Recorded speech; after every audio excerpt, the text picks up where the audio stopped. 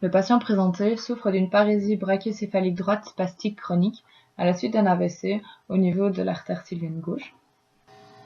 Donc, pour mieux comprendre ce dont il souffre, il faut reprendre séparément les différents symptômes. Donc, la base de son problème, c'est l'embolie. À l'anamnèse, donc c'est-à-dire lors de son interrogatoire, on se rend compte que le patient présente d'une part des facteurs de risque cardiovasculaires, à savoir le tabagisme et une hypercholestérolémie, et d'autre part des antécédents cardiovasculaires comme de l'athérosclérose, et il a également subi un pontage coronarien. Donc l'embolie, c'est le point de départ du problème, donc celle qui va causer l'AVC sylvien gauche, qui va entraîner une ischémie du cortex moteur, et on retrouve les différents symptômes, donc la parésie et la spasticité suite à ça. Donc l'embolie se situe au niveau de l'artère cérébrale moyenne. Elle est d'origine cardiaque, c'est-à-dire qu'elle a pu être provoquée par la formation d'un thrombus au niveau du cœur gauche, à la suite éventuellement d'un infarctus du myocarde. L'embole suit le trajet de la carotide interne gauche et se loge préférentiellement dans l'artère sylvienne, simplement parce qu'elle se trouve dans le prolongement de la carotide interne. Cette artère sylvienne irrigue des zones importantes, comme on peut le voir sur le schéma de droite, donc comme le cortex sensorimoteur, la capsule interne, l'aire de Broca et l'aire de Wernicke. Une obstruction de cette artère peut causer une atteinte des voies pyramidales.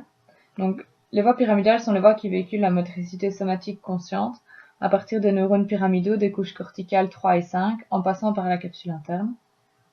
Une atteinte de ces voies descendantes est responsable de la parésie brachiocéphalique dont le patient souffre, donc c'est-à-dire qu'il a une perte partielle de ses capacités motrices, de sa force musculaire et une baisse de ses réflexes ostéotendineux au niveau du bras droit et de la tête. Et alors, bien que la lésion se trouve du côté gauche dans le cerveau, la parésie apparaît au niveau du côté droit, simplement parce que les fibres décussent au niveau des pyramides.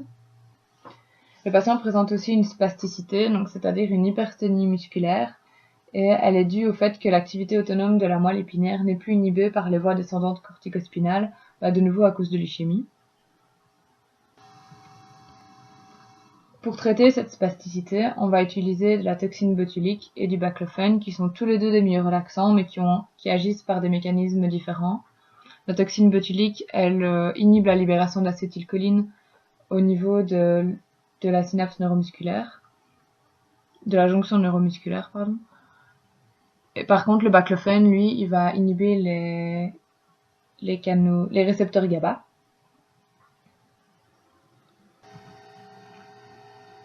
À l'examen clinique, on va pouvoir mettre en évidence la parésie du patient via différents signes. Au niveau de la face, on a le signe des cils de Sook. Donc le patient va fermer les paupières et les cils apparaîtront plus longs du côté parétique. Donc dans ce cas-ci, les cils seront plus apparents du côté droit. Et au niveau du membre supérieur, on met en évidence la parésie via l'épreuve du serrement. Donc le patient va étendre les deux bras devant lui. À ce moment-là, on va observer une flexion partielle de l'avant-bras sur le bras et du poignet sur la main, avec un creusement de la main, le tout du côté parétique. Donc en gros, le patient ne va pas être capable de garder les bras parallèles l'un à l'autre.